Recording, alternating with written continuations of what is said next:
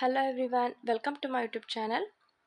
SSLC Board Model Question Paper Set for 2024-25 2025ನೇ ಸಾಲಿನ SSLC exam Hindi paper answers model paper answers first ಮೇನಲ್ಲಿ 8 questions ಇರುತ್ತೆ.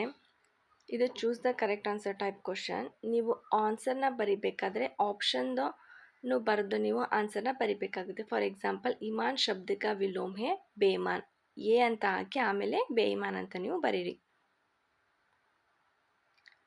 ಇಲ್ಲಿ 8 question ತನಕ ನಾನು ಆನ್ಸರ್ ಮಾಡಿದ್ದೀನಿ. ನೆಕ್ಸ್ಟ್ ಮೇನಲ್ಲಿ ನಿಮಗೆ 4 ಮಾರ್ಕ್ಸ್ ಕ್ವಶನ್ ಇರುತ್ತೆ. निम्नलिखित प्रथम दो शब्दों के सूचित संबंधों के अनुरूप तीसरे शब्द का संबंधित शब्द लिखिए. ಅವ್ರು 2 ವರ್ಡ್ನ ನಿಮಗೆ ಕೊಟ್ಟಿದ್ದಾರೆ. 3ನೇ ವರ್ಡ್ಗೆ ಮ್ಯಾಚ್ ಆಗೋ ಥರ ನೀವು ಇನ್ನೊಂದು ವರ್ಡ್ನ ನೀವಲ್ಲಿ ಹಿಂದಿಲಿ ಬರಿಬೇಕಾಗುತ್ತೆ.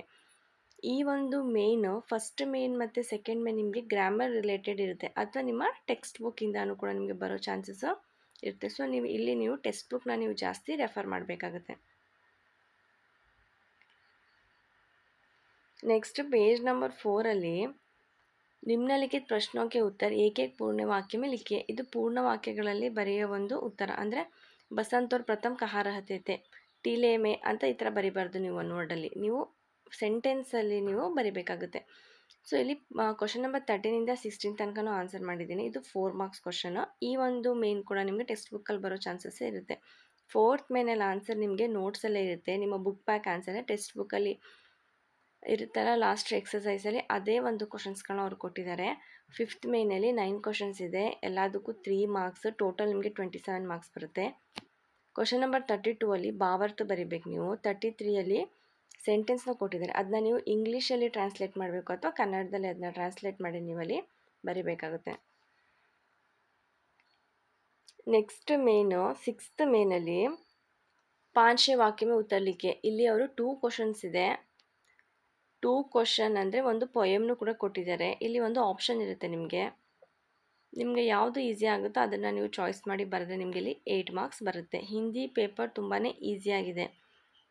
ನೆಕ್ಸ್ಟ್ 7th ಮೇನ್, ಇದು ಒಂದು ಟಾಪಿಕ್ ಅಂದರೆ ಒಂದು ಪದ್ಯ ಭಾಗನ ಕೊಟ್ಟಿರ್ತಾರೆ, ಒಂದು ಪ್ಯಾಸೇಜ್ ಟೈಪ್ ಕ್ವಶನ್ ಇದು.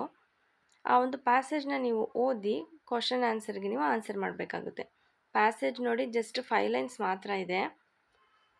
ಈಸಿಯಾಗಿ ನೀವು ಪ್ಯಾಸೇಜ್ಗೆ ನೀವು ಆನ್ಸರ್ನ ನೀವು ಅಲ್ಲೇ ನೀವು ಫೈಂಡ್ ಔಟ್ ಮಾಡ್ಬೋದು. ಈ ಮೇನ್ ತುಂಬಾ ಈಸಿಯಾಗಿ ಬರುತ್ತೆ. ಇದೇ ಪ್ಯಾಸೇಜ್ ಕೇಳ್ತಾರೆ ಅಂತಲ್ಲ, ಬೇರೆ ಇನ್ಫಾರ್ಮೇಷನ್ ಕೂಡ ಇಡ್ಬೋದು. ಇದು ಜಸ್ಟ್ ಮಾಡೆಲ್ ಕ್ವಶನ್ ಪೇಪರ್ ಅಲ್ಲ. ಕ್ವಶನ್ ಆನ್ಸರ್ಸ್ ಮಾತ್ರ 4 ಸೆಟ್ ಮಾಡೆಲ್ ಪೇಪರಲ್ಲಿರೋದೆ. ನೀವು ನೀಟಾಗಿ ರೆಫರ್ ಮಾಡಿದರೆ ಅದರಲ್ಲೇ ರಿಪೀಟ್ ಆಗುತ್ತೆ. ನೆಕ್ಸ್ಟ್ ಮೇನಲ್ಲಿ दिए गए संकेत बिंदुओं के आधार पर 12 से 15 वाक्य में एक विषय का निबंध लिखिए. ಒಂದು ಟಾಪಿಕ್ ಮೇಲೆ ನೀವು ಎಸ್ಸೆನ ನೀವು ಬರಿಬೇಕಾಗುತ್ತೆ.